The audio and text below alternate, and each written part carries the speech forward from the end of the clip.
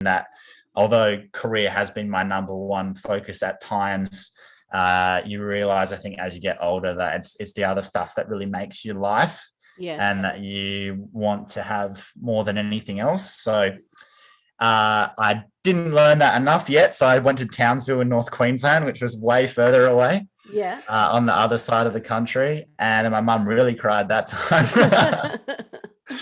That's just because it's dusty as hell up there. Oh man, yeah, it's a different world up there. I remember when I first flew in there, there's just giant orange mountains everywhere, and it looks like you're in the Cretaceous period. I expected it really does. Some sort of stegosaurus to come out of the brush. And then going to Townsville, it's kind of like being on the set of Crocodile Dundee, but everyone's taking it seriously. That is the most accurate I've ever heard that described. It is spot on. Have you been there? Yeah, I have. I haven't. I used to work for Southern Cross 10, and our play out centre and a lot of the stuff was up there, and so I went up there a couple of times just for training and stuff. And oh my lord, it was like, well, that was the late 90s. It was like stepping back into the 70s or the 80s then. Oh, you're probably landing in the tin shed back then. Yeah, absolutely. It was. I just sort of thought, what the hell have I walked into? Yeah, and it's hot, and there's like 90% humidity every day. Yeah. And I was wearing a suit, and I was like, where am I? Yeah. No, do they still all wear their, like, they all wore bloodstones back then? They always, it was socks and bloodstones. Yep, the boots, and then there was a lot of leather akubras as well. Yeah, and then even the city councillors would wear thongs to like official events.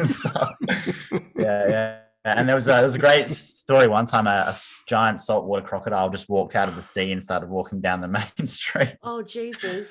Which is now still their main attraction at their theme park. So yeah, and I was interviewing Bob Catter and Pauline Hanson and some of those characters. So I had some pretty entertaining press conferences at times. So if anyone can keep Bob Catter on track, I commend them, because that was something to behold. What year would that have been? So it was 2017, 2018 that I was in Townsville. Yeah. And Townsville was way better because I had a small team of people sort of around my age, and there was just a really good group there at that time. We all got along really well.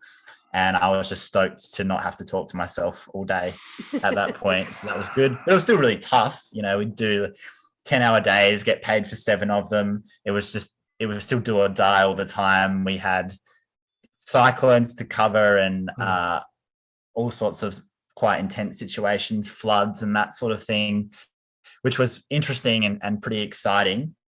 But yeah, very, very full on. And we still only had 1.5 cameras per day. So news crews operate they have a car, and then each car has a camera, and that's a crew. So here in Adelaide, like 7 and 9 have 9 or 10 crews on to produce half an hour of news, and about that many reporters.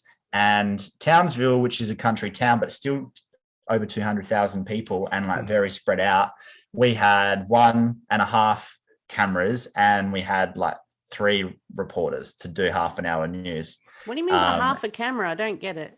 Well, so one of the cameramen would only be able to film for half a day, and then he'd have to come back and edit. Yeah. So we were doing it on a budget, and everyone still had to do 2 stories a day and like absolutely smash it out. But there was lots of camaraderie in that, which was cool. And then I came back to Adelaide, and I worked at 7 in Adelaide as a reporter for 2 years, and I did a lot of the overnight crime stuff. So mostly stabbings and armed robberies and shootings and fires and fatal accidents and all the real cheery stuff. Is what my focus was.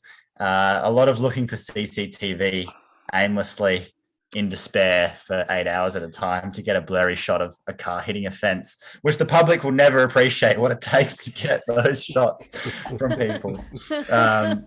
So I did that for a couple of years, worked all weekend, every weekend. I got the good shifts from Friday to Monday that everyone else wanted to do, but I was just the special one, so they gave them to me.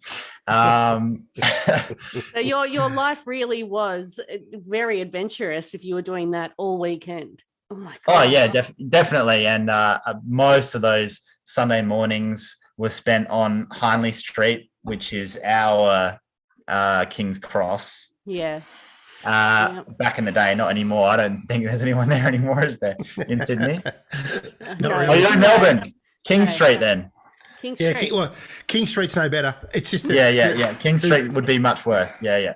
There's less people stepping out of Ferraris and Bugattis. It's kind of it's just a little more agricultural now. Yeah. Melbourne's more fun than Adelaide. They don't know what's going on.